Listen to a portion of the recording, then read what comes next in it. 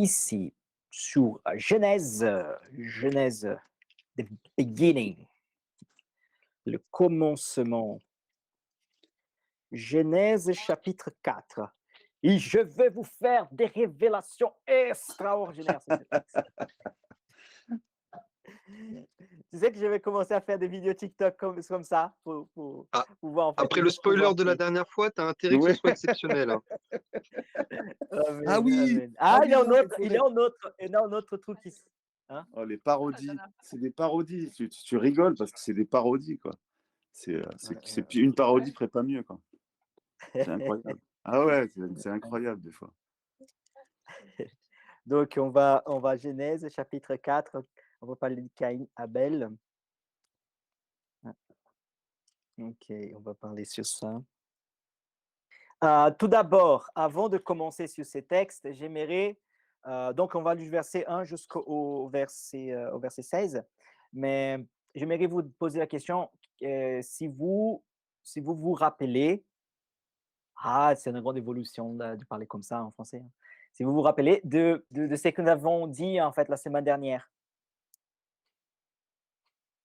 de quelque chose que nous avons abordé, juste parce qu'en fait, évidemment, je dois faire une petite récapitulative parce que sinon on peut tous flotter en fait. Enfin, pas tous, mais certains peuvent flotter un peu. Donc, mon but, c'est pas vous perdre, mais vous gagner. Donc, est-ce que vous vous rappelez de certains éléments que nous avons évoqués la semaine dernière afin que nous puissions commencer à développer ces textes? Vous avez parlé de la Bible, non? Amen. Amen. On parlait de Jésus. Alléluia. On parlait de la Trinité. On parlait de Dieu, ouais. On parlait de la Trinité. On parlait des Elohim, d'accord? Eloa, qu'on a parlé, que j'ai dit par exemple que Genèse chapitre 1, verset 1, j'ai Bereshit bara Elohim, vet Hashamaim vet Haaretz, qui c'est le verset 1 du chapitre 1, et qu'il là en fait bara Elohim, ça veut dire quoi? Ça veut dire que Elohim c'est Dieu au pluriel, mais bara c'est singulier. Donc, certaines personnes ou certaines exégètes pourraient vous dire comme ça, mais en fait, Elohim, c'est un mot qui est double sens. Il pourrait être utilisé dans le pluriel comme il pourrait être utilisé dans le singulier. Par exemple, forcément, je crois qu'il existe des mots en français qui ne met pas au pluriel, qui les mots sont les mêmes, mais qui on peut être utilisé comme le singulier ou comme le pluriel, tu vois. En portugais, on a des mots comme ça. Donc, oui, Cédric? Cédric, tu veux dire quelque chose? Ah, donc voilà, donc forcément, des fois, il y a des mots comme ça. Mais le problème de cette affirmation, c'est qu'il existe les mots singuliers pour Elohim, qui c'est Eloa. D'accord? Donc, on dit, c'est peut utiliser comme singulier pour rien, mais bon, il existe le mot Eloa. Et du coup, en fait, voilà, comme j'ai dit, la tradition juive va parler de la majesté de Dieu, qui parle de Dieu de la majesté, mais quand on voit aussi dans texte et contexte, et comme nous nous servons du Nouveau Testament qui nous lance lumière au l'Ancien, soyons Mhm. honnêtes, parce que c'est pour ça que nous sommes chrétiens, donc il lui montre aussi qu'il existe cet aspect de la Trinité. D'ailleurs, utilise Trinité pour question de facilitation, d'accord? C'est pas le meilleur terme, mais bon, c'est le terme que nous servons, ou la Trinité de Dieu. Bon, autrement dit, Dieu n'est pas commencé à être trinitaire à partir du Nouveau Testament, d'accord? Mhm. Dieu était toujours trinitaire, c'est ça que je veux vous dire.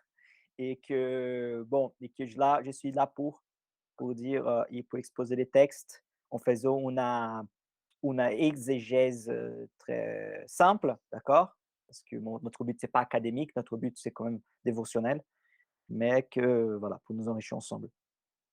Donc, j'ai parlé aussi qu'il y a eu les péchés, donc l'arbre de la connaissance du bien et du mal, qui un jour on parlera qui est sur ça, que je vais vous parler en fait, qui est la connaissance du bien et du mal. Les mal là, c'est pas les mal moraux, mais c'est les mal des catastrophes, des mauvaises choses, qui est aussi c'est la connaissance, parce que c'est du mal moral. D'ailleurs, n'existait pas en fait au long en fait, c'est-à-dire existent des concepts, mais n'existait pas forcément ces mots d'ailleurs dans les Écritures d'une manière générale. Je pense que ça va commencer à venir un peu plus tard. Donc, les mâles est toujours associé à catastrophe. Bon, ben ça, c'est pas toujours. La question, c'est que je veux dire que je parlerai développer ça plus tard. Et après, il y a la désobéissance d'Adam et Ève. La désobéissance d'Adam et Ève, qu'ils ont désobéi les seigneurs. Certains théologiens, et que je suis tout à fait d'accord, disent qu'en désobéissant de Dieu, ils ont brisé, ils ont désobéi tous les 10 commandements. Et du coup, on pourrait faire un rapport en fait en montrant pourquoi chacun des 10 commandements elle était brisé en désobéissant à Dieu. On montre aussi la gravité du péché parce qu'on dit comme ça, ah, mais c'est juste un petit péché, ah, mais c'est juste un péché. Regarde, un péché a coûté la expulsion de l'humanité du jardin d'Éden, c'est-à-dire de l'expulsion de la condition de quelqu'un qui est en Dieu, en fait. Donc, nous sommes vraiment séparés. Et donc, il y a la mort spirituelle que j'évoquais parce que la parole de Dieu dit qu'à partir du moment que l'homme pêche, l'homme mourra. Et aussi l'idée de l'hébreu, c'est pas seulement de mourir, mais aussi l'idée de en mourant, tu mourras. Et que en fait, l'homme n'est pas mort tout de suite, tu vois, parce que Dieu avait déjà préparé Jésus, en fait, pour mourir, voilà, en disant de manière très claire, Jésus-Christ, pour mourir à notre place. C'est-à-dire que si nous ne sommes pas morts tout de suite, c'est parce que dans sa patience, Dieu avait préparé Jésus pour mourir pour nous. Ah, Hugo, tu tires ça, c'est une interprétation à toi, tu fais ce que tu veux de la Bible. Non, pas du tout. Donc, je vais vous fondamenter, bien que je sais que vous me faites confiance à niveau de mes connaissances théologiques, mais je vais fondamenter ce que j'ai dit avec les propres Ah écritures. non, moi, je te fais pas confiance, hein. Ah non, non, il faut Donc, toujours c'est bien, c'est vérifier. bien. Il faut toujours vérifier. Les amis, il faut toujours vérifier. Oui, oui, oui. On va venir ici, Romains chapitre 3, à partir du verset 23. Non, ça va, ça va. Ah ouais, je vais mettre des comptes. Non, ouais. Ouais, non, tu as parlé, j'ai pas pensé, mais je vais mettre des comptes assez rapidement aussi. C'est la beauté de la technologie. On s'en sert au maximum parce qu'après, comme c'est enregistré, et des frères et sœurs pourront regarder ça en ligne avec calme, au calme, tu vois. Ici, des fois, quelqu'un n'a pas accès à la Bible ou ne sait pas forcément manier la Bible. Oups, oups, oups. On va y faire un petit. Quoi? Ok. Ok, ok. Hop, hop, hop, hop, hop. 23, 23 ici. Je vais commencer. On pourrait même commencer à partir de 25, mais je vais à partir de 23, d'accord? Mais vous pouvez lire les 21 aussi. Donc, dis comme ça. Car tous ont péché et sont privés de la gloire de Dieu. Autrement dit, tous ont péché. Ces péchés, c'est en Adam, d'accord? Et après aussi, nous, comme en tant qu'êtres humains, on n'arrive pas à vivre notre vie, à vivre notre existence sans péché contre le Seigneur, raison pour laquelle qui tous ont péché, même les gens qui n'étaient pas encore nés à ces moments-là, en venant à la vie, ils ne vont pas réussir à vivre sa vie sans commettre un péché, raison pour laquelle la Bible nous dit tous ont péché, tous ont cette inclination au mal, tous ont désobéi les seigneurs, et donc tous méritent la condamnation éternelle, tous sont bannis.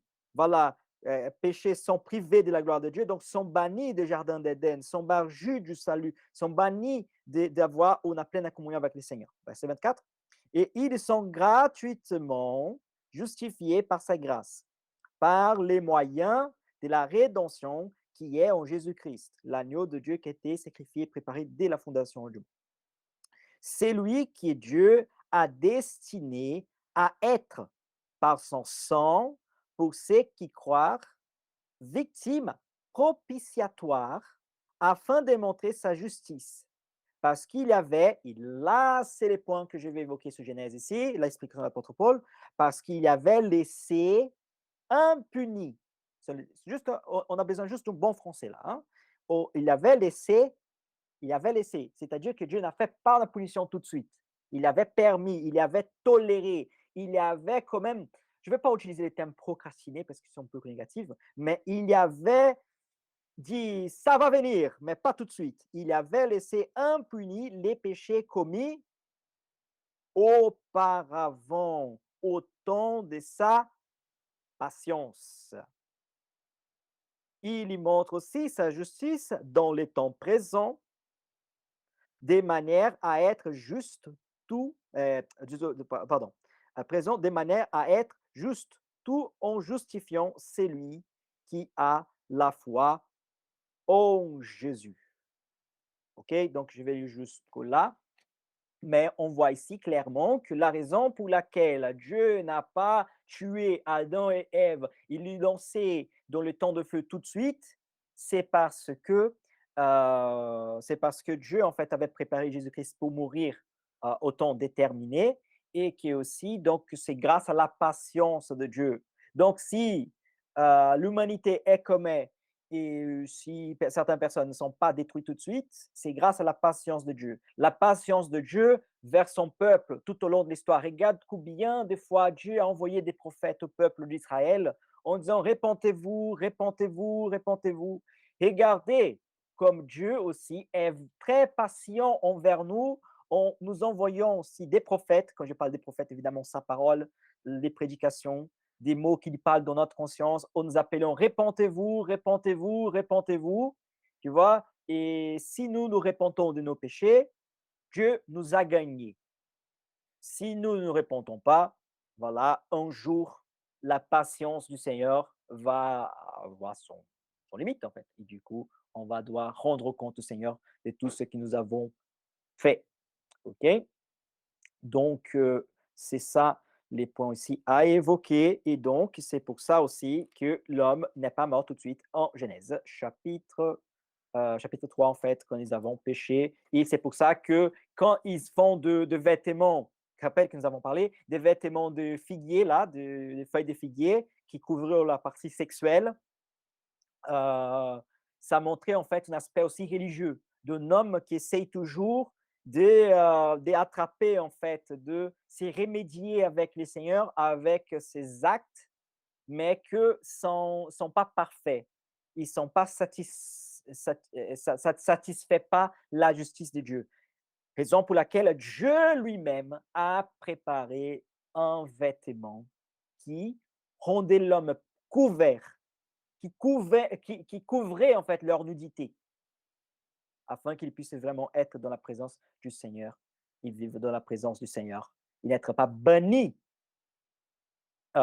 éternellement, condamnés éternellement dans la présence du Seigneur. Donc, c'est un acte de grande miséricorde de Dieu. Qu'il soit clair pour nous tous, Dieu ne nous doit rien. Dieu ne nous doit rien. Donc, si nous pouvons vivre dans sa présence, et si nous sommes sauvés en Jésus-Christ, c'est grâce et c'est sa miséricorde. C'est les grands amours dont il nous a aimés. On n'était pas digne du sacrifice de Jésus-Christ. On n'était pas digne de tout ce qu'il a fait pour nous. C'est grâce. Voilà. Ça révèle qu'un Dieu si grand, il, il nous aime énormément. En exemple de ce que je suis en train de dire, il y a une vraie histoire de quelqu'un qui avait un poisson, je pense qu'il y a un poisson rouge, et il achetait quelque chose qui coûtait, voilà, coûtait entre 5 et 10 euros. Hein.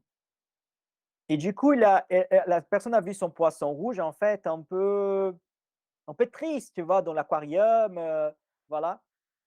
Et donc, elle a voyé qu'il était un peu malade, donc elle est allée au vétérinaire pour voir ce qui s'est passé avec son poisson rouge. Et du coup, le vétérinaire, voilà, bien, monsieur, quoi?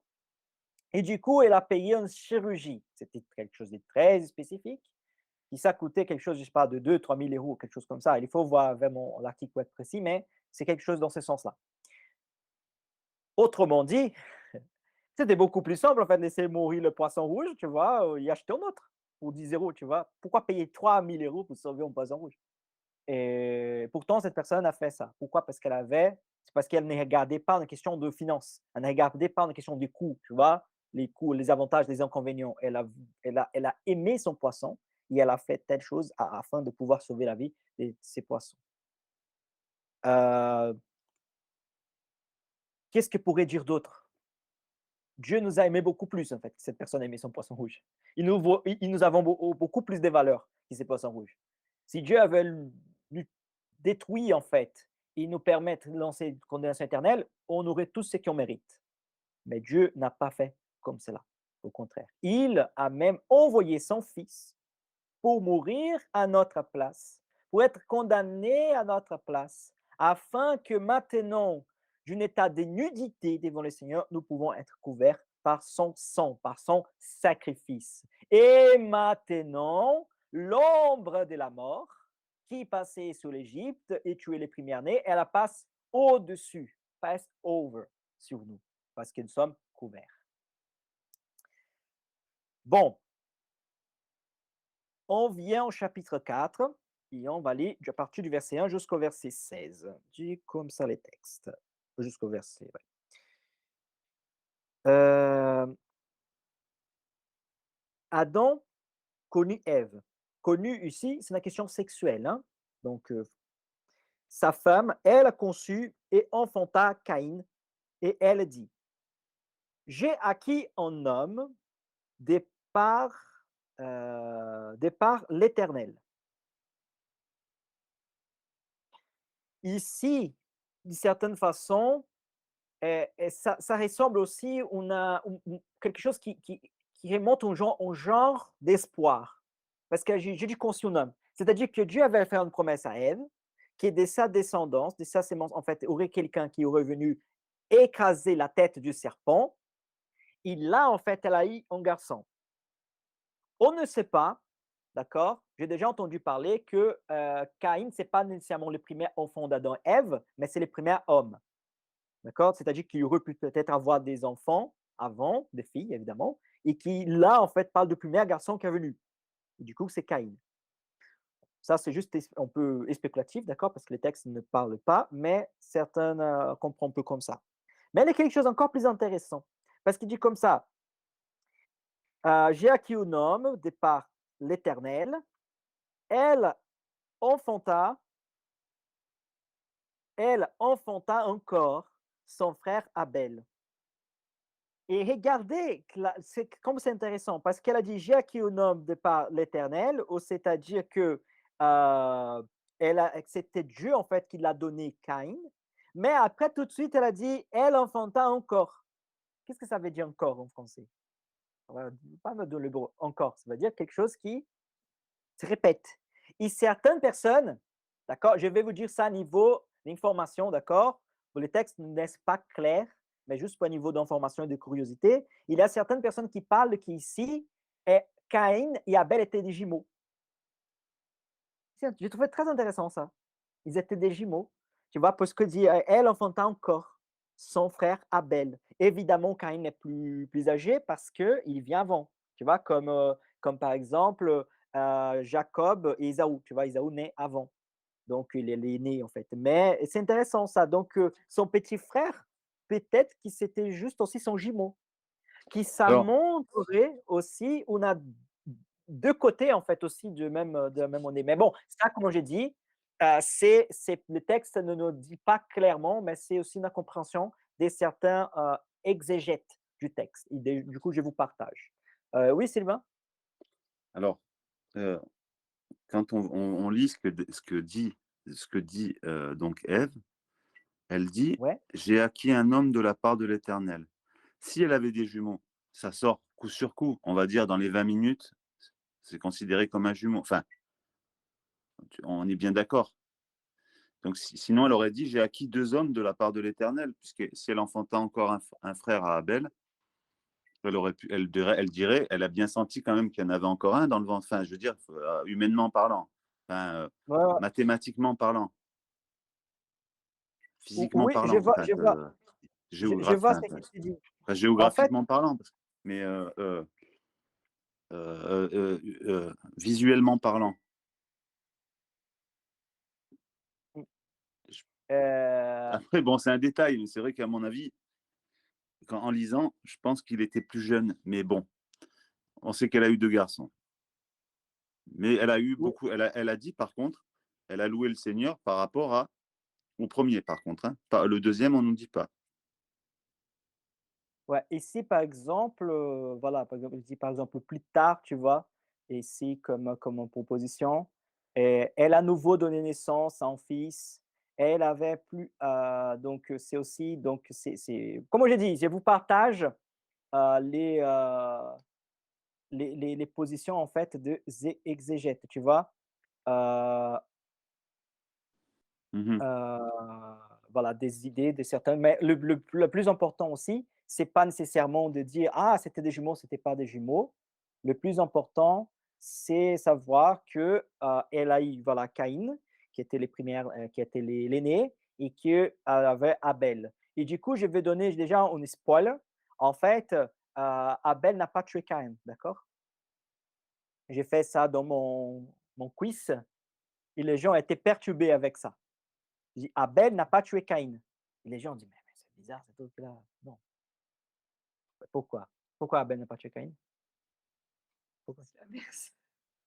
Parce que c'est l'inverse. Voilà, donc on y va. C'est des petites, tu vois, J'ai rien c'est des compris choses à ce que tu as dit, mais j'ai rien compris là. J'ai je rien veux en compris. fait, je vais t'expliquer, OK. Mais merci pour présenter. En fait, j'ai dit que je vais vous faire un petit spoiler, que Abel n'a pas tué Caïn. Oui, Caïn, oui, c'est ça. ouais, Abel n'a pas tué Caïn, Non. exactement. Mmh. Exactement. Pourquoi c'était l'inverse, en fait. Et Mais oui. du coup, sa personnalité des attentifs, elle a dit: «Ouais, mais c'est bizarre c'est tout, tu dis n'importe quoi». Tu vois? C'est juste, façon de bon, en avançant les textes, il dit comme ça. Bon, donc on voit des textes, on voit que Caïn, il garde en fait cette d'une certaine façon, ça te donne l'impression ici que Caïn, il va suivre un peu le métier d'Adam. Pourquoi? Parce qu'il devient agriculteur. Il suit en fait son père, Adam est l'agriculteur parce que Dieu lui donnait pour être agriculteur du jardin et Caïn, en fait, il y va vivre dans le même rôle, dans le même métier qu'agriculteur. Il y va faire, voilà, plantation, tout ça. Et Abel, il y va être berger. Il y va avoir voilà, du mouton, en fait, voilà. Il y va faire des élevages. Et donc, au bout de quelques temps, au bout de quelques temps, on ne sait pas de combien de temps s'agit-il, hein. Au bout de quoi? De 10 ans, de 15 ans, de 200 ans, 300 ans. À cette époque, les gens vivaient 800 ans, hein, 900 ans. Donc, au bout de quelques temps, ouais, je ne sais pas, 300 ans, on ne sait pas en fait. Ils étaient de jeunes garçons de 300 ans. Donc, au bout de quelques temps, en tout cas. Mais c'est un détail, mais tu sais qui ça semble un peu, ah, mais c'est anodin, ça, mais c'est un détail important. C'est un détail important et on verra plus tard pourquoi c'est un détail important, qui les textes et nous lancent au bout de, ne parle pas combien, mais dit que c'est au bout de quelques temps, tu vois. Qu'un fit à l'Éternel une offrande des fruits de la terre. Donc, qu'est-ce que ça veut dire une offrande des fruits de la terre? C'est-à-dire lié à son travail. Il a fait son travail et il a. Attends, je vais sur une parenthèse. Pas de souci, mon frère Cédric. Merci beaucoup, mon frère. Que Dieu te bénisse. Voilà, je te souhaite une très bonne journée. Et voilà. Merci beaucoup. Donc, Caïn, en fait, il y fait de son effort, de son travail. Il a fait cet élevage, en fait, voilà, il cultivait la terre. Et donc, il y fait une offrande du Seigneur avec les fruits de son travail, de son œuvre, de tout ce qu'il a fait. Mais Abel, de son côté, il y fit une des premières-nées de son troupeau et de leur graisse. Donc, il y offre, en fait, la vie d'un animal, de mouton peut-être, tu vois, d'un agneau. Et c'est intéressant parce que l'agneau déjà fait référence au sacrifice de Jésus qui viendra plus tard. Ça fait référence aussi à, à cette réparation que Dieu a fait aussi avec des vêtements de peau d'animaux en donnant à l'être humain. Donc, on voit que l'aspect que de l'appel des Caïns, ça évoque quand même un sacrifice de première-né, donc de meilleur aussi.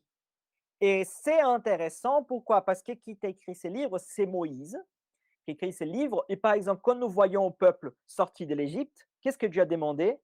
Dieu a demandé un agneau, en fait, pour se faire sacrifier.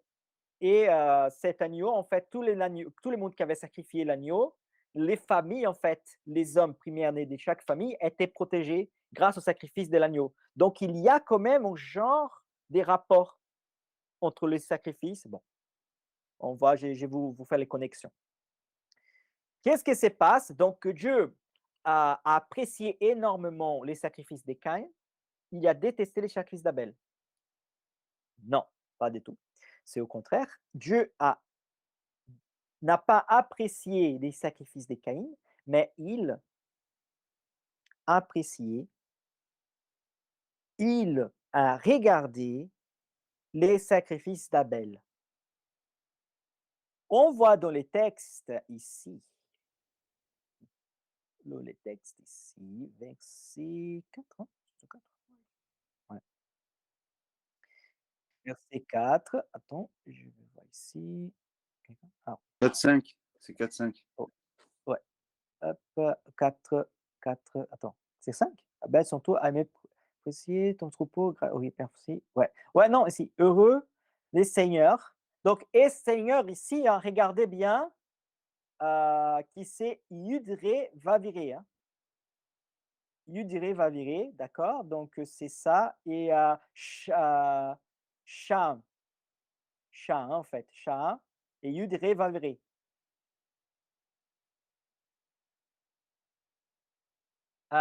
Et lis pour moi, Siri, s'il te plaît.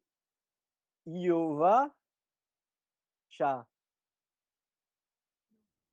Yova, Sha. Comment c'est dit, comment s'appelle Jésus? Comment Jésus, en fait, dans l'hébreu? Voilà. Je laisse quelqu'un, s'il te plaît, quelqu'un pourrait me dire, s'il te plaît, comment s'appelle Jésus en hébreu? Yeshua. Yeshua ou Yeshua, je sais plus ce qu'on dit. Yeshua. Est-ce que vous voyez un peu la connexion? Yova, Sha, Yeshua. Existe en fait une connexion ici, donc Dieu qui regarde, une composition de noms. Bon, ça, j'espère que je puisse en fait vous montrer ça en disant en fait qui ses sacrifices, il est représente quand même un Dieu qui sauve, un Dieu qui regarde. Yahweh a regardé, Yahvé regarde, Yahvé va apprécier, et du coup en fait, d'une certaine façon, évoque un peu déjà, d'une façon un peu embryonnaire, le propre nom du Christ dans ces textes. Bon, qui pour nous, évidemment, ça fait évident parce que nous avons le Nouveau Testament. Mais ouais, pour quelqu'un qui n'a pas, peut-être c'est pas aussi évident que ça. Mais bon, Yova Shah, voilà, un Dieu qui a regardé, un Dieu qui a pris en fait, un Dieu qui a tiré son regard. Shah, en fait, c'est proche du mot aussi, voilà, c'est proche du mot sauver. Bon, on va voir ça une autre fois, mais je voulais déjà montrer cet aspect-là. Hop, on avance, on avance, on avance. Ah, tout d'abord, merci beaucoup. Oups. Bienvenue, Michel. Sois bienvenue parmi nous. Voilà, ça fait plaisir voilà, de ta présence. D'accord, nous sommes ici, nous sommes en train d'exposer les textes en Genèse chapitre 1. Nous sommes du verset 1 jusqu'au verset 16. Chapitre 4, je dis quoi? Non, chapitre 4, verset 1 au verset 16. D'ailleurs, je dois venir ici à l'étude texte, parce que j'avais arrêté où? J'avais arrêté au bout de quelques temps, Caïn fit l'Éternel une offrande, bon, et Abel de son frère, verset 4, et Abel de son côté en fut une des premières-nées de son troupeau, et eux de leur graisse. L'Éternel porta un regard favorable. Éternel ici, comme je vous avais dit, c'est Yudré Vaviré, Yovasha sur Abel et sur son offrande, mais il ne porta pas un regard favorable sur Caïn et sur son offrande. Un point ici. L'Éternel porta un regard favorable sur Abel et sur son offrande. Il ne porta pas un regard favorable sur Caïn et sur son offrande. Donc, et gardez que Dieu, il dit qu'il porte un regard favorable sur Abel et sur son offrande. Il ne dit pas nécessairement qu'il porte juste un regard favorable sur son offrande, sur Abel et sur son offrande. Voilà. Donc, c'est-à-dire que c'est pas seulement ce que nous faisons au Seigneur qui fait plaisir au Seigneur, mais c'est aussi sur nous. Quand nous faisons quelque chose au Seigneur, Dieu ne porte pas un regard seulement sur ce que nous faisons, mais aussi sur nous. C'est un détail très important. Très important. En fait, il y a tellement de choses sur ces textes qui les gens n'étudient pas, en fait, parce qu'ils disent: «Ah, c'est tout un petit texte, tout ça». Ils ne voient pas la richesse qui existe, l'aspect aussi embryonnaire du tout un évangile qui est en train de se faire développer ici, avec Caïn et Abel, vers la religion des œuvres et la religion de la grâce. quelqu'un qui fait quelque chose au Seigneur et qui n'attire pas les regards du Seigneur, et quelqu'un qui fait quelque chose avec toute sa sincérité, avec tout son amour, en comprenant aussi ce que Dieu apprécie. Voilà, et en faisant son mieux, et en attirant les regards du Seigneur, pas seulement sur ce qu'il fait, mais sur lui-même. Bon, on continue. Verset 6. Ah, encore verset 5, hein, parce que je n'ai pas terminé verset 5. Favorable sur Caïn et sur son offrande. Caïn fut très irrité et son visage fut abattu. Donc, devient, tu vois, un peu en colérique, tu vois, on voit bien, tu vois, les petits emojis là que tu vois, avec les petits hommes rouges énervés, c'est ça comme ça en fait. Il était énervé, il était en colère contre son frère, certaines façons même contre Dieu. Hein. Il avait la jalousie contre son frère. Parce que Dieu a apprécié son frère, Dieu a aimé ce que son frère a fait, son petit frère. Son petit frère, regarde, qui nous sommes dans un contexte qu'il est né, il est très valorisé. Qu'il l'aîné, c'est toujours les responsables. Que le frère, l'aîné, il est toujours le repère, la référence. Que les petits frères regardent le grand frère. Que les petits frères, il écoute les conseils de son grand frère. Dieu a rejeté ce qu'a fait son grand frère et il a apprécié ce qu'a fait les petits frères. Exemple biblique, la parabole du fils prodigue. Exemple biblique, les refus que certains ont fait du Seigneur et l'acceptation que Dieu a fait d'autres. Autrement dit, pour être encore plus clair, quand Jésus vient, il parle avec les pharisiens, les publicains, les publicains, les prostituées, les gens des fois des mauvaises idoles, tu vois, des réputations un peu dutables, des juifs qui étaient un peu exclus de la société, qui étaient énormément aimés par Jésus, et les pharisiens et les scribes qui, en fait, avaient la jalousie d'une certaine façon, en disant, mais pourquoi un homme de Dieu, un prophète, il parle avec ces gens-là? Il devrait être avec nous. Il devait être avec nous qui gardons la connaissance, qui gardons la maîtrise. Un homme digne de son nom, oh, regarde, ça fait beau, ça dit comme ça, ne peut pas être avec ces gens-là. Ces gens qui sont des traîtres, ces gens qui sont des pécheurs. Et Jésus répond quoi? C'est pas les saints qui ont besoin des médecins, mais sont les malades. Je suis venu, sinon pour la maison perdue d'Israël. Israël, on voit que ce n'est pas la tribu de Judas, ce n'est pas la tribu de Benjamin, c'est le peuple de Dieu, Israël. Bon, on continue ici. Je pense que c'est clair, j'espère en tout cas. Si ce n'est pas clair, vous me dites après, s'il te plaît. Je vais juste finir le développement et je vous passe la parole. Si vous avez des questions, je vous conseille aussi de noter aussi. Hein. Ça peut être bien. Voilà. Et Éternel fut, verset 6, et l'Éternel a dit à Caïn, pourquoi es-tu irrité et pourquoi ton visage est-il abattu? Je répète encore et encore que toutes les questions dans les Écritures, surtout les questions qui viennent du Seigneur, sont très importantes, sont très fortes et ça nous devrait pousser à des réflexions toute la journée, toute notre vie en fait. Pourquoi? Parce que pourquoi Dieu nous pose une question si c'est la réponse? Évidemment, ce n'est pas parce qu'il cherche à prendre quelque chose de notre part, mais il nous fait réfléchir.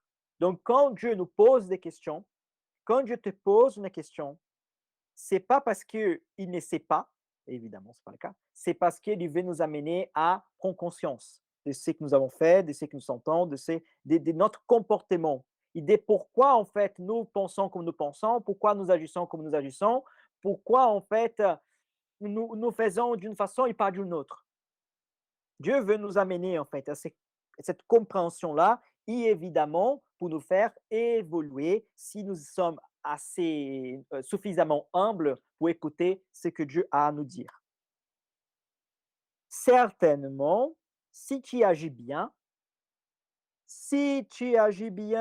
regarde, donc Dieu lui parle d'une perspective personnelle, parle pas sur son offrande, parle sur lui. Tu relèveras ton visage. Et si tu agis mal, les péchés se couchent à la porte et ses désirs se portent vers toi. Mais toi domines sur lui. L'idée du péché est à la porte, c'est la même idée, par exemple, comment s'appellent les j'ai toujours oublié ces mots français. Tu sais les petites, trous en fait que les animaux des fois, tu vois, par exemple, un serpent, elle est dans un petit trou, tu vois? Qui est dans un petit, tu vois les renards, par exemple, Jésus il parle les renards en sont Le terrier? tanière? Un tanière, Tarier, ouais, oui, La tanière. donc tanière, hein, comment? je crois que c'est tanière. Tani Je Hein, sais pas. tanière, tanière. voilà. Donc c'est comme un serpent, tu vois, qui est dans un tanière, tu vois? Et qui attend en fait de faire attaquer, tu vois? Il y a un mot peut-être plus précis qu'attaquer, mais qui attend en fait son attaque. Et du coup, l'image ici, c'est la même. C'est comme quelqu'un, tu vois, qui est dans et du coup, il dit: «Pourquoi tu es irrité et pourquoi ton visage est-il abattu? Certainement, si tu agis bien, tu vers ton visage et si tu agis mal, les et si tu agis mal, les péchés s'écouchent à la porte. Les péchés s'écouchent à la porte. C'est la même idée d'un serpent, tu vois, qui est prêt à attaquer, qui est prêt à avancer sur sa victime. Et ses désirs se portent vers toi. Donc, autrement dit, Dieu nous dit, ah ok, on a l'inclination vers les péchés, vous maintenant, vous êtes dans la chute, mais vous êtes responsable pour vos actes. Et vous ne pouvez pas dire que ah, j'ai fait ça parce que je ne pouvais pas en faire autrement. Nous sommes. Excusez-moi, juste, Oui. la chute, c'est quoi? Ah, désolé, pardon. Merci, mon frère, pour le c'est les péchés, en fait. C'est-à-dire D'accord. qu'avant la création, évidemment, pendant la création, Donc on voilà, peut. Adam et Ève, ils étaient parfaits. Et du coup, en fait, la chute, c'est l'idée du péché, c'est l'idée de l'inclination mal, D'accord. c'est l'idée de la mort aussi, et spirituelle. C'est que Dieu aussi, il est en train de mettre en responsabilité en disant, voilà, il y a les péchés et les apporte. Vous êtes, on va dire, incliné vers les péchés. Votre cœur sera en colère. Mais je vous dis que vous devez être vigilant et vous devez maîtriser en fait vos inclinations péchereuses. Mhm. Et c'est le même mot en fait que Dieu parle à Caïn, Dieu parle à nous aussi. En disant quand nous sommes tentés, quand nous sommes en fait dans une difficulté, en disant ne vous laissez pas embarquer par les péchés, ne vous laissez pas se faire embarquer, mais à vous de maîtriser en fait vos péchés, à vous de maîtriser en fait vos comportements et de vivre en fait selon la parole du Seigneur. Amen. Amen. Bon, je continue à avancer. Cependant, Caïn adressa la parole à son frère Abel. Mais comme il était dans le champ, désolé, Caïn se jeta sur son frère Abel et le tua. L'Éternel dit à Caïn, où est ton frère Abel? Il répondit, je ne sais pas, je ne sais pas. Suis-je le gardien de mon frère? Je vais juste avancer ici le texte. Ouais, c'est ça que je veux. Voilà. Suis-je le gardien de mon frère? Ici, en fait, il est vraiment, il est mon. Bon, je vais recommencer. Quand Adam et Ève péché, Dieu est venu parler avec Adam et Ève, et ils avaient quoi? Ils s'est cachés en fait de la présence de Dieu. Ils avaient, ils avaient la honte. Et quand je parle avec eux, ils essayent quand même de s'excuser. Ils avaient une certaine culpabilité qui habitait dans leur cœur. Ils essayaient quand même voilà, ah, c'était lui, tu vois, essayer quand même de jeter leur culpabilité. Caïn, ici, au contraire, il ne montre aucun regret, en fait. Il ne montre que dit, mon frère, je ne sais pas, mon frère, je ne vais pas l'appeler hier, hein, je ne sais pas moi. Tu n'as pas eu de nouvelles de lui? C'est bizarre, hein? La dernière fois que je l'ai vu, il était sur le camp en train de travailler, c'est tout, mais je sais pas. Tu vois, il ne montre aucun regret en fait. Il fait un peu l'ironique en plus, tu vois, un peu l'hypocrite. Et du coup, il dit en fait, c'est moi le babysitter. Babysitting, c'est ça en fait l'idée. Babysitter, c'est moi le babysitter de mon frère. C'est ça l'idée. Hein. Suis-je le gardien de mon frère? C'est moi le babysitter, c'est moi qui s'en occupe de lui. C'est moi maintenant que dois me porter responsable, en sachant aussi que lui, elle est l'aîné. Hein. En sachant qu'il y a les frères l'aîné. aussi, tu vois? Donc, il est vraiment, c'est vraiment quelque chose un peu, il y a vulgaire un peu avec le Seigneur ici, tu vois? Il montre aucune crainte, aucun respect vers Dieu. Un comportement totalement, inacceptable, tu vois? Quelqu'un parler avec Dieu comme ça aussi. Ça montre une certaine intimité, mais ça certain aussi manque de respect total vers le Seigneur. Verset 10. Et Dieu dit: «Qu'as-tu fait?» Ne pense pas que je ne sais pas ce que tu as fait, hein. Ne pense pas que je te pose la question parce que je veux savoir, parce que je ne suis pas au courant. Qu'as-tu fait? La voix du sang de ton frère crie de la terre jusqu'à moi. Donc voilà, le sang d'Abel, il crie en fait à Dieu, crie justice au Seigneur aussi. Clame au Seigneur. C'est intéressant cette idée, tu vois? C'est-à-dire qu'il y a quelque chose qui se passe, c'est pas seulement d'un côté physique, mais d'un côté spirituel. Que nos actions et que nos actes, c'est pas seulement des actes physiques, mais c'est aussi des actes qui ont une implication et spirituelle. Verset 11. Maintenant, tu seras maudit de la terre et maintenant tu seras maudit de la terre qui a ouvert sa bouche pour recevoir de ta main le sang de ton frère. C'est la première personne qui reçoit une malédiction directe de la part de Dieu. Maintenant tu seras maudit de la terre qui a ouvert sa bouche pour recevoir de ta main le sang de ton frère. Quand tu cultiveras le sol, il ne te donnera plus sa richesse. Tu seras errant. Surtout ça, mes frères. Voilà. Surtout ça, mes frères. Tu seras errant et vagabond sur la terre. Caïn dit à l'Éternel, mon châtiment est trop grand pour être supporté. Voici, tu me chasses aujourd'hui de cette terre. Je serai caché loin de ta face. Je serai errant et vagabond. Je vais encore noter ça. Errant et vagabond sur la terre, et quiconque me trouvera me tuera.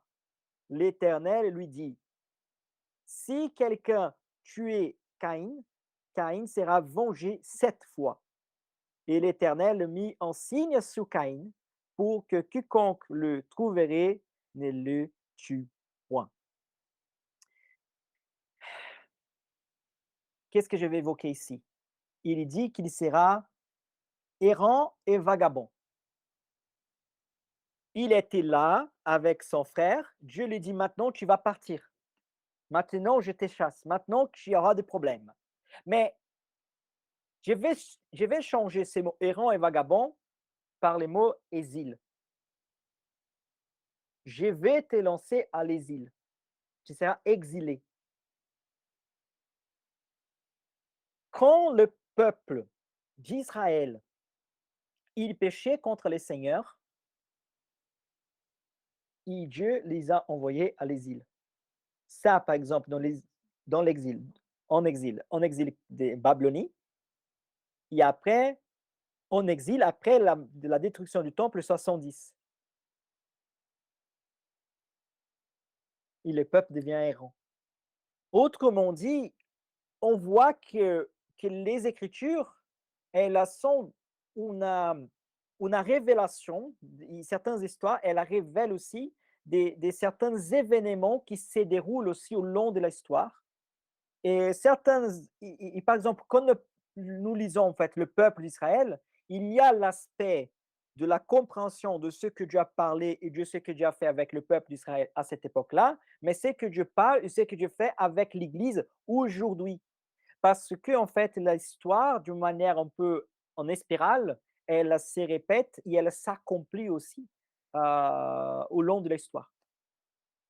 Donc, on voit d'une certaine manière ici que la conséquence du péché des Caïn, c'était l'exil. Dieu aurait pu tuer Caïn tout de suite, mais Dieu a préservé la vie de Caïn. Il a tué son frère, donc il méritait la mort. Dieu aurait dû le tuer, mais Dieu dit non, je ne vais pas te tuer. et Dieu aussi, il interdit que quelqu'un venge Abel, vient tuer Caïn, peut-être un de ses frères évidemment, ou de ses descendants, parce que peut-être que Dieu aussi il veut établir un lien de miséricorde. Autrement dit, si voilà, Caïn a tué Abel, maintenant quelqu'un va tuer Caïn, et après la personne qui a tué Caïn sera vengée, tu vois? Donc il va venir une spirale aussi de mort, des gens qui s'entretuent et qui c'est pas aussi quelque chose qui Dieu cherche en fait. Ok, je m'arrête un peu là. J'ai fait un peu, je vais, je vais respirer un peu et je vous laisse la parole. Si quelqu'un aimerait rebondir sur quelque chose, évoquer certaines choses.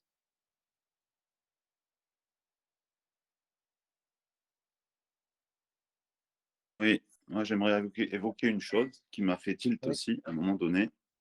ouais, C'est quand, tu vois, euh, Caïn était en colère contre son frère.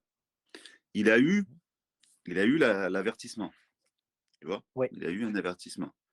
Alors, c'est vrai qu'on se dit, mais comment? Le gars, il a une communication directement avec Dieu. Il sait ce qui est arrivé à ses parents dans le fait de pécher, de désobéir à Dieu. Il sait les conséquences que ça engendre. Lui, il est pareil, il est en contact avec Dieu. Au lieu de se dire, bon, pourquoi mon offrande n'a pas été agréée? Pourquoi? Et tu vois, de se focaliser un peu sur ce sujet-là. Non, tu vois, il se met en colère. Bon. Et ensuite, on voit bien que donc il a l'avertissement directement par Dieu, voilà. Et on regarde qu'il est allé adresser la parole à son frère. Donc, le truc, c'est que quand on commence à sentir la colère, il ne faut pas aller adresser la parole. Il faut attendre de se calmer. Je pense que c'est ce qu'il aurait dû faire. Là, je vois tous les petits défauts, hein. Peut-être moi, j'en ai des pires que lui. Mais en attendant, on est en train de parler du sujet. Donc, non, voilà. mais c'est bien, Oui. c'est une très bonne Mais application, bon, on observation. peut voir quand même que. euh, donc, ensuite, il ment. Alors, déjà, il tue. Non, déjà, il se ment. Il est en colère. Donc, voilà, il est irrité. Ensuite, on voit qu'il il tue. Non, il se met en colère. Ouais, voilà, pardon. Il va Ouais. au contact d'eux. Il va au contact. Donc, tu vas pas au contact comme ça pour cueillir des fleurs. Il n'allait pas lui proposer de jouer au Scrabble avec lui, hein. Donc, voilà, on est bien d'accord, voilà. Donc, ensuite, il le tue de colère. La colère, ça peut faire des choses terribles. Et ensuite, il ment. Alors, on n'en est pas là encore? On en est là ou non? Oui, oui, oui, oui, Ah, tout à fait, tout à fait. donc ensuite, il ment. Il ment. Et ensuite, euh, eh bien, il ment. Et quand Dieu, il le sait que Dieu voit tout en plus. C'est ça le truc que je comprends pas dans son comportement. Et donc après, effectivement, une fois qu'il est pris la main dans le sac, il demande une grâce. Il demande à être gracié. Et donc Dieu lui laisse quand même une possibilité de pouvoir vivre, entre guillemets, en paix. Oui, Dieu laisse la vie sauve, avec la conséquence de ses péchés, mais La avec la vie sauve, la conséquence d'être... miséricorde. Ça montre la miséricorde de Dieu, tu vois? Amen. En Amen. faire en fait, je pense que cette histoire, elle exprime un peu la histoire de l'évangile, tu vois? D'un peuple qui tue, en fait, Jésus, qui tu vois? Et qui à cause de cette mort, tu vois? Ils sont en fait, exilés, tu Tout à vois? fait.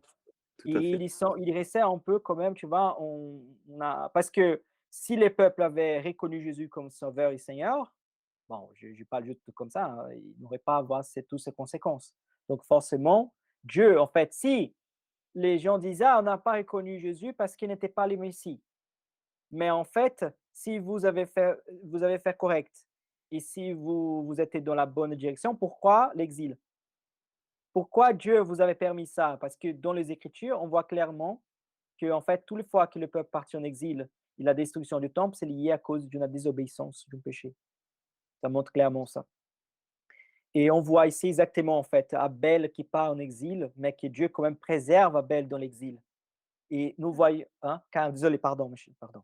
Et Caïn dans l'exil. Et on voit aussi, par exemple, que le peuple d'Israël, surtout le peuple juif, ils sont partis en exil, et malgré tout ce qui s'est passé, Dieu les avait préservés aussi. Dieu les avait préservés en tant que peuple. Dieu ne les avait pas détruits en tant que peuple.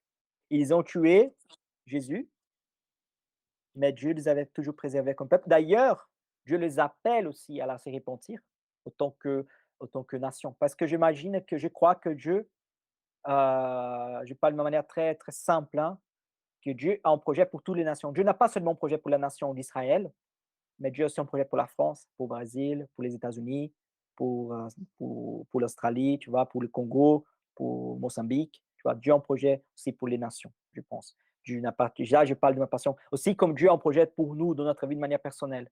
Donc, mais aussi Dieu a un projet pour son peuple, qui n'est pas un peuple juif, qui n'est pas un peuple français, qui n'est pas un peuple brésilien, qui n'est pas un peuple américain, qui n'est pas un peuple, je ne sais pas, congolais, australien, asiatique.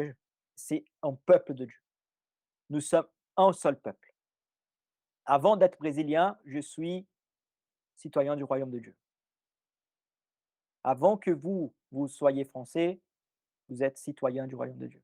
Avant que vous soyez de n'importe quelle nationalité, vous êtes citoyen du royaume de Dieu.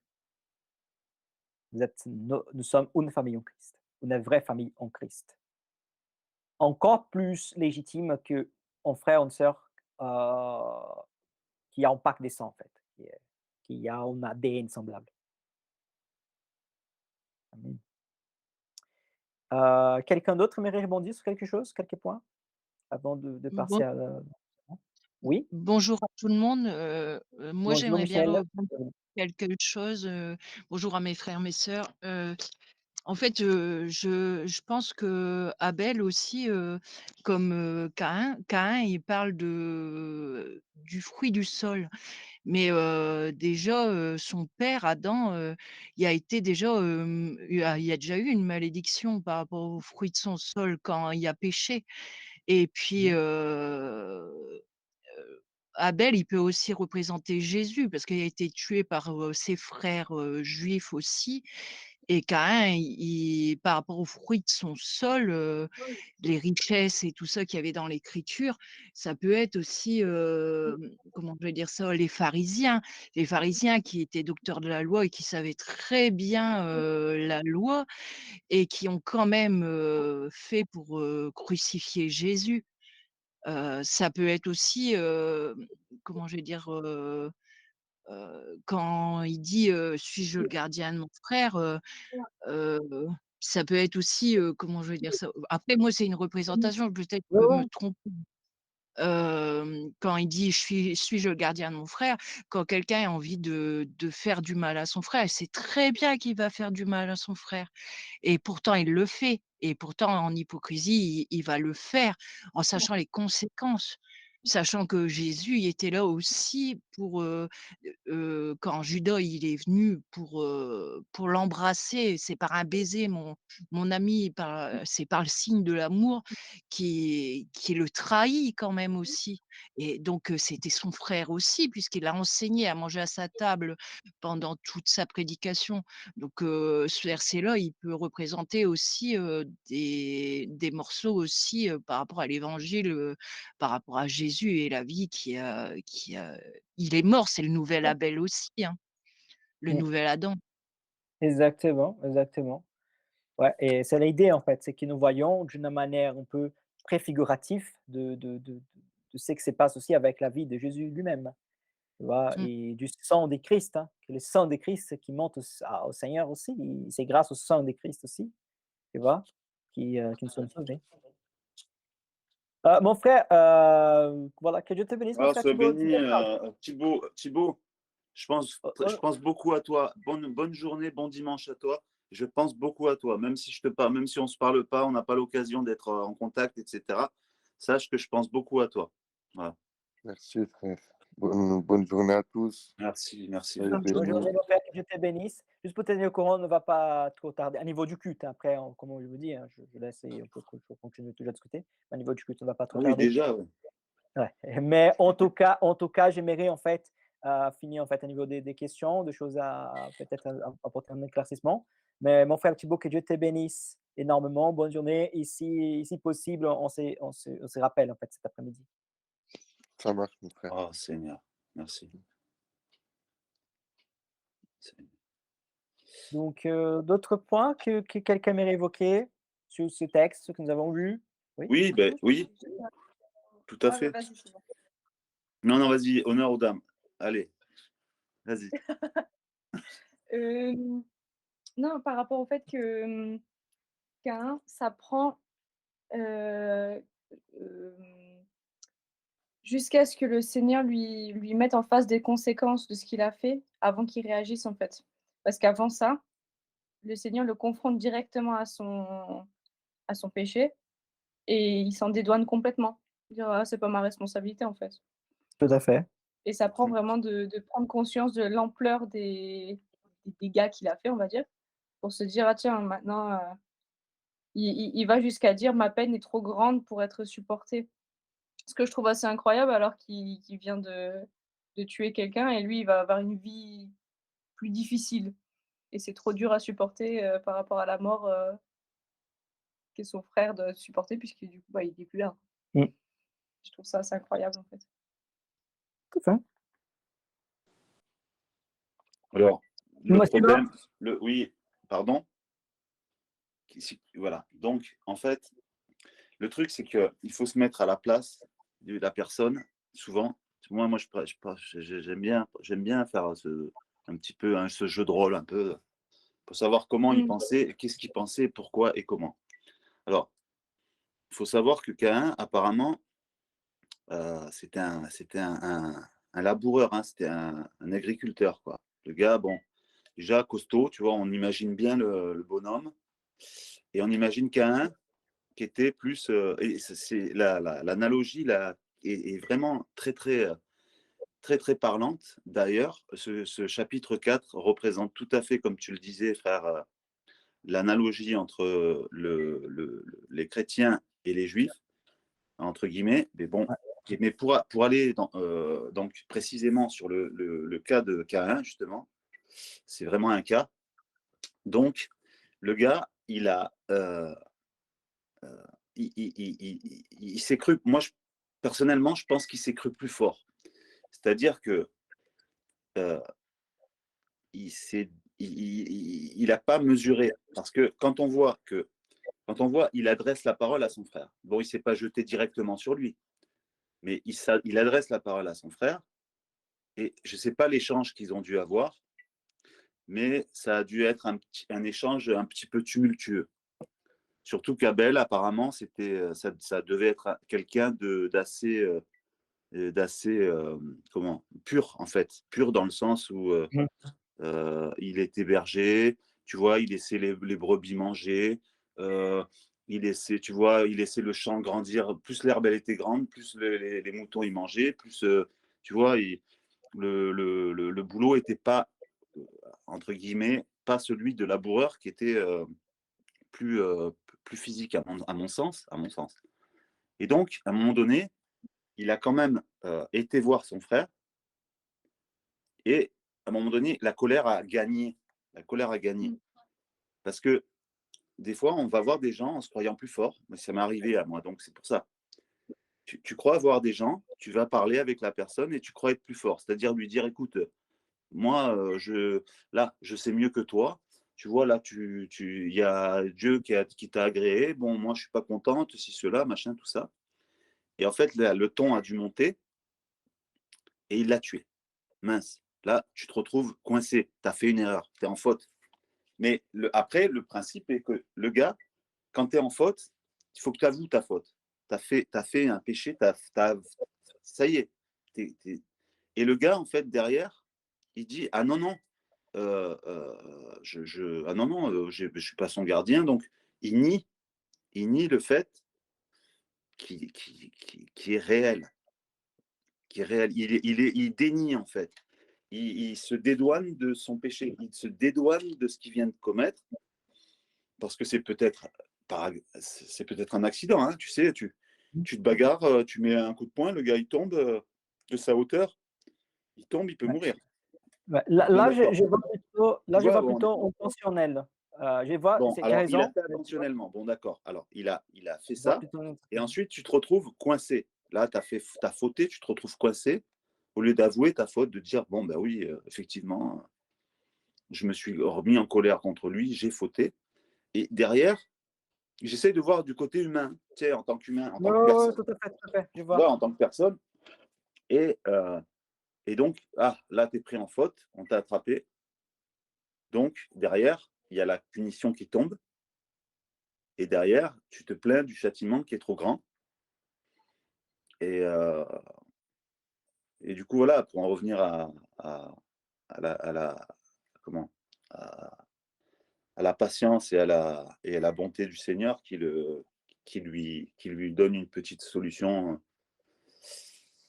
d'échappatoire, quoi, si on peut dire. C'est intéressant ici. Bon, j'ai c'est intéressant ici que nous voyons que Dieu, il a créé l'homme, il a créé tout parfaitement, d'accord? À niveau tout était bon, Dieu le dit même, le Dieu même a dit, heu, pour être direct au but, hein, et Adam et Ève a péché. Donc Dieu a fait un projet, et boum, ces projets qui est parfait, les péchés rentrent, les désobéissances. Ça ça casse un peu, tu vois? Après, Caïn et Abel, un frère tue un autre. Ah, ça commence à desser les ponts, tu vois? Ça commence à quand même, c'est tout ce que Dieu a fait pour nous, pour être bien, pour que nous puissions vivre dans l'amour, dans la paix, dans la communion, dans la relation avec lui.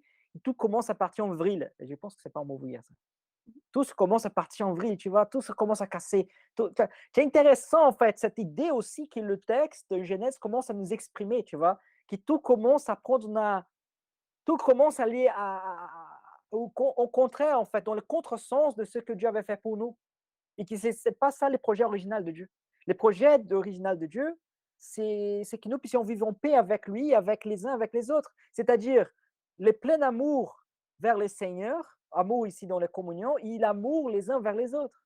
Mais tout ce que l'homme et l'humanité fait, c'est au contraire. C'est une amitié contre Dieu, ici on a égoïsme, ici on a vengeance, ici on a colère les uns contre les autres. Autre chose aussi, c'est que quand je parle de l'histoire de Caïn et Abel, je ne vois pas comme un genre d'allégorie du sacrifice de Christ, mais je vois comme une histoire qui se répète. Tu vois, comme un genre d'histoire, en fait, que nous voyons ici, nous voyons la même histoire qui se répète. Comme si, en fait, cette histoire aussi, c'est quelque chose qui annonce, pas au niveau prophétique de terme, mais dans le sens cyclique, de quelque chose qui va se passer avec Jésus lui-même. Et que quand quelqu'un qui regarde le sacrifice de Christ et qui lit Genèse, peut-être qu'il fait l'association, il devait faire cette association. Il dit, regarde, nous avons tué notre frère. Et qu'il soit clair pour nous tous, on n'est pas Abel, hein, on est Caïn. Mm. Ce n'est pas les Juifs qui ont tué Jésus, hein, sommes nous qui l'avons tué. Et comme j'avais dit plusieurs fois, je le répète, ce n'est pas la croix de Jésus, c'est notre croix. C'est nous tous qui l'avons tué. Exactement. C'est nous qui avons fait le péché, donc c'est nous qui avons fauté, sommes nous qui avons tué Jésus. Et c'est grâce au sacrifice de Jésus que nous sommes maintenant, que nous avons reçu l'habit, les vêtements de Christ. Maintenant, devant le Seigneur, quand Dieu ne voit pas Hugo, Sylvain, Rebecca, Claire, Thibaut, Cédric, Adresson, Mathieu, Bruno, Thomas, Ebenezer, Ephraïm, Moïse. Dieu voit Christ. Dieu voit Christ. Amen. Je vous propose donc de finir par conclure par notre prière, d'accord?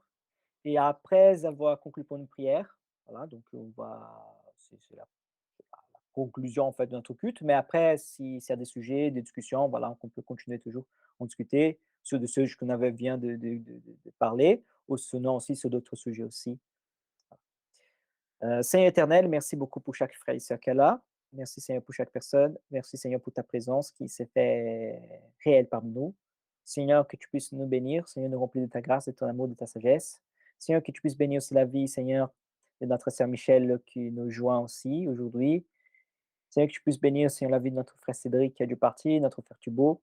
Seigneur, que nous puissions vivre en pleine communion, Seigneur, et vie avec toi pour la gloire et louange de ton nom. Seigneur, que tu puisses, Seigneur, nous remplir, Seigneur, de sagesse, de discernement, et que tu puisses nous donner la force nécessaire pour maîtriser nos péchés et pour ne pas tomber, Seigneur, dans l'erreur, dans le mal, mais vivre, Seigneur, selon ta parole, selon ta justice, pour la gloire et louange de ton nom. Amen.